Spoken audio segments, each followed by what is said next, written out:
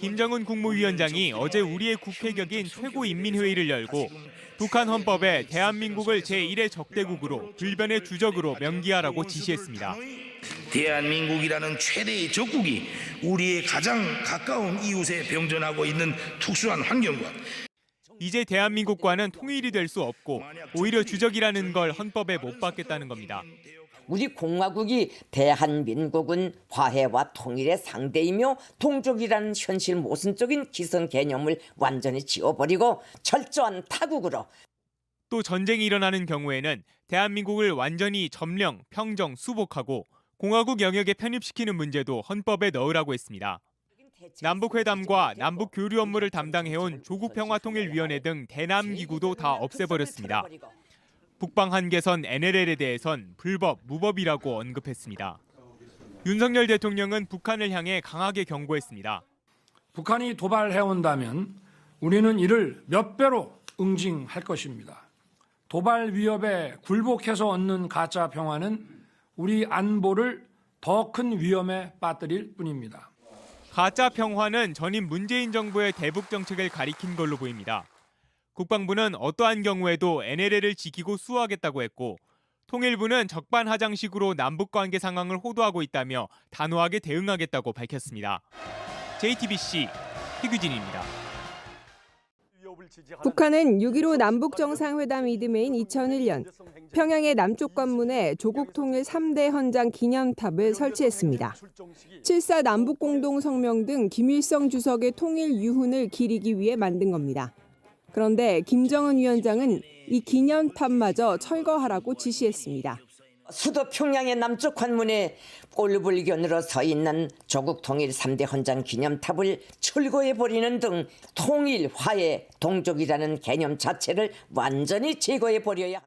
아버지 김정일 국방위원장이 남긴 경의선 등 접경 지역에서의 남북 간 연결 사업과 금강산 관광 사업도 모두 접으라고 했습니다. 할아버지와 아버지의 유산을 모두 부정한 겁니다. 김 위원장은 지난해 말 남북 관계를 적대 관계로 규정하더니 올 들어 무력 도발도 이어가고 있습니다. 북한 문제에 정통한 미국 전문가들은 한반도 상황이 1950년 이후 그 어느 때보다 더 위험하다며 전쟁 가능성을 언급했습니다. 온라인 커뮤니티 등에선 실제 전쟁이 일어날 것을 걱정하는 게시글들도 눈에 띄게 많아졌습니다. 다만 당장 전쟁이 일어날 가능성이 크다기보다는 올해 한국과 미국이 선거를 앞두고 있는 만큼 북한의 국지 도발은 지속적으로 있을 거란 전망이 나옵니다. 북한이 재래식 전력이 열세인 상황에서 쉽게 도발 못합니다. 그래서 NLL 이남의 해안포 사격 정도? 특히 전문가들은 북한이 인정하지 않는 NLL 등에서의 우발적 충돌에 의한 확전이 가장 우려스럽다며 이를 잘 관리해야 한다고 지적합니다. JTBC 정재윤입니다. 한국일보 어제 김정은이 굉장히 강한 말을 내뱉었고 이에 대응격으로 우리 윤석열 대통령이 어제 반민족적, 반역사적 집단으로 규정을 하면서 북한을 도발시 강력 응징하겠다라는 발언을 했습니다. 근데 이제 두 가지 질문이 들어요. 요것만 빨리 정리할게요. 그러면 정말로 북한이 어떤 도발을 하겠느냐, 한다면 어디서 언제겠느냐와 두 번째는 왜 김정은이 이렇게 센 발언을 했을까? 이 두 개의 답을 빨리 찾아보고 넘어가겠습니다. 첫 번째, 한국일보는 이렇게 말했습니다. 북한 다음 도발은 서해 NLL이 유력하다라고 했습니다. 정성장 세종연구소 한반도 전략센터장의 코멘트인데요. 북한이 NLL을 인정하지 못하겠다고 한 만큼 서해 NLL 무력화 시도를 예상해 볼 수 있다라고 했고요. 그 밖에 예상되는 것은 우리가 이제껏 조금씩 국지적으로 겪어왔던 해커, 해상 국지 도발 이런 도발 시나리오가 여전히 언급이 된다.